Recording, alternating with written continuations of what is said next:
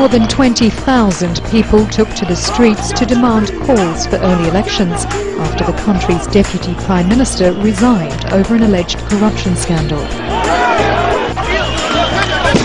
Chanting, "Get out, get out." Some of the protesters overturned cars and torched vehicles. Others hurled rocks at police.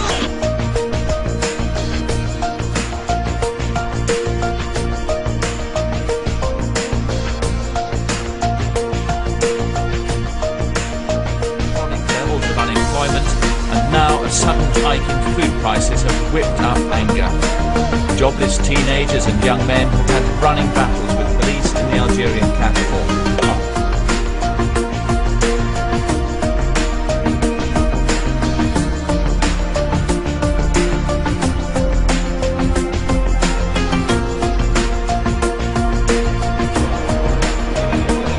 Buenos Aires' main train station was blocked at peak hour as workers demanded the prosecution of railway workers José Pedraza and Juan Carlos Fernández, whom they blame for the murder of Workers' Party member Mariano Ferreira.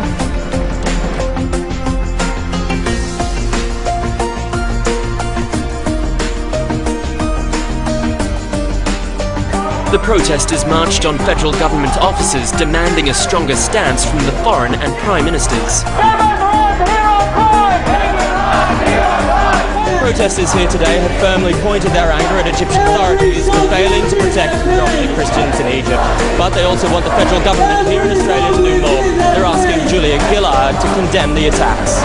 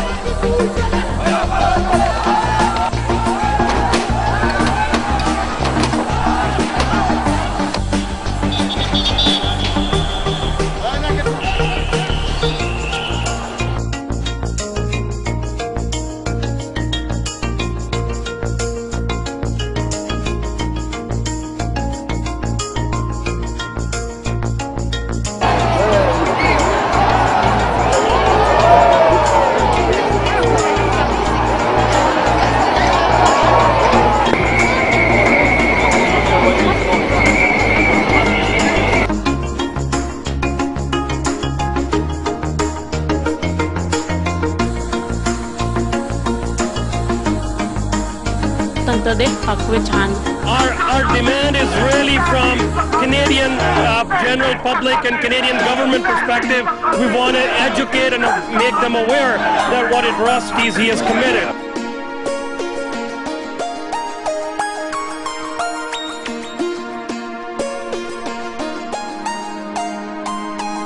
A young girl is also in serious condition after the incident, which occurred in Punta Arenas.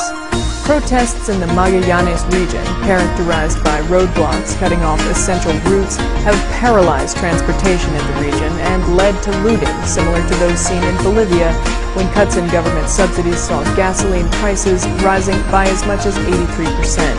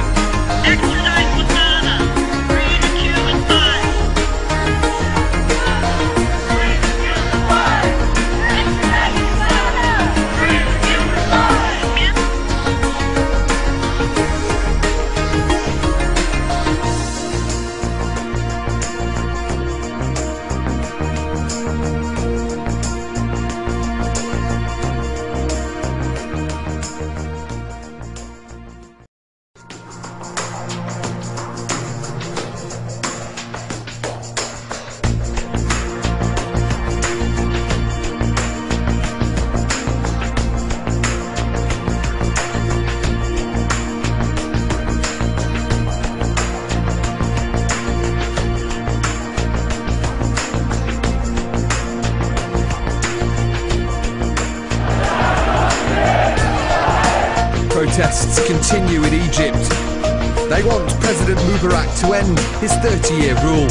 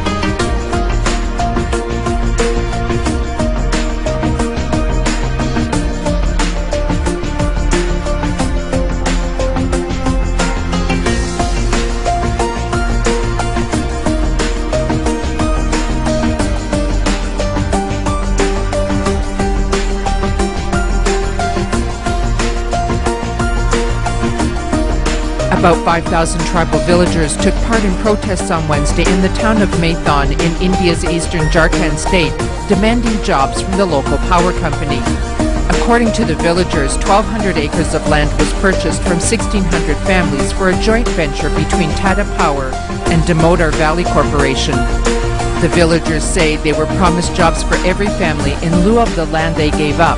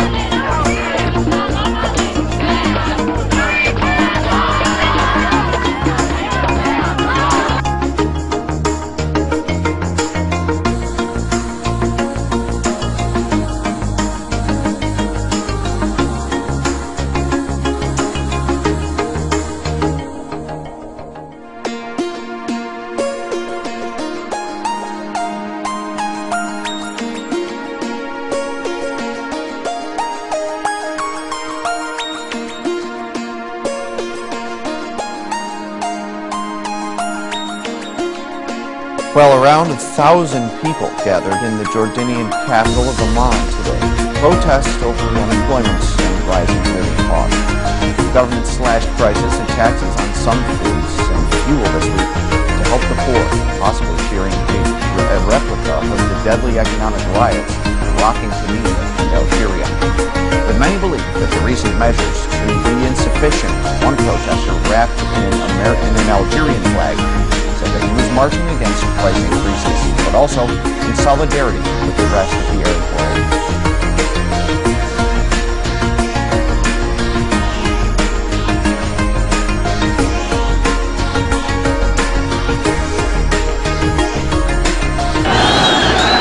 This is what popular uprising looks like.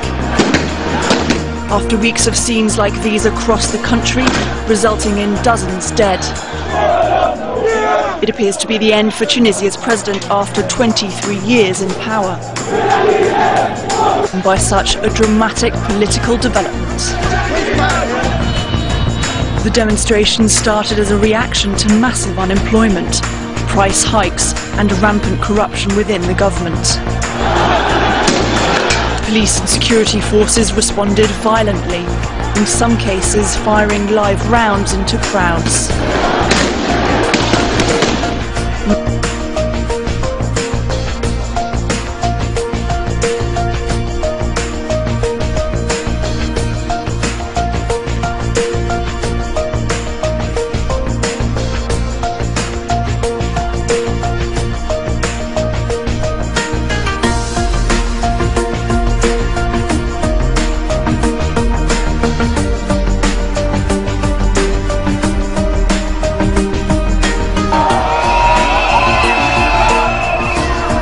Prompted by the debate held in Parliament today concerning the proposals to cut the education maintenance allowance, a number of students once again assembled in London to voice their anger.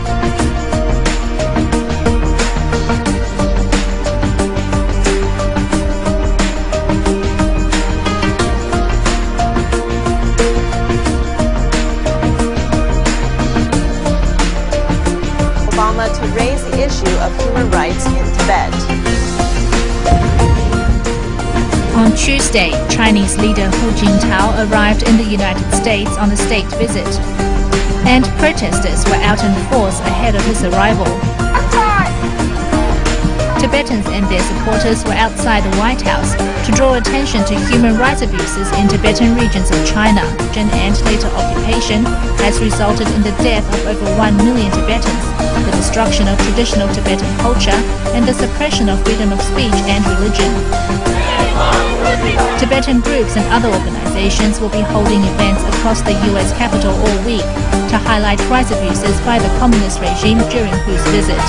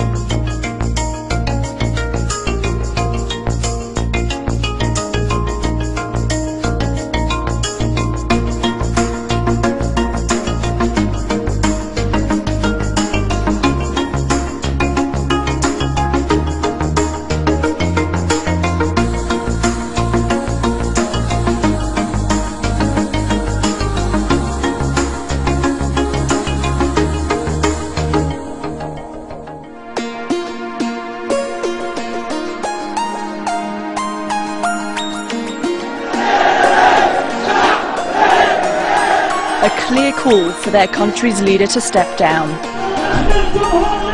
Tens of thousands of people descending on the streets of the capital, Sana'a. The crowd made up of opposition members and youth activists. These people are protesting for economic and political reform, which we've agreed on with the government. There is still an opportunity, but we are afraid we will reach the point of no return. President Ali Abdullah Saleh has been in power for nearly 32 years. He's recently attempted to ease unrest, raising wages for the army and denying claims he plans to install his son as his successor. And following the ouster of the Tunisian president, he slashed income taxes and started price controls.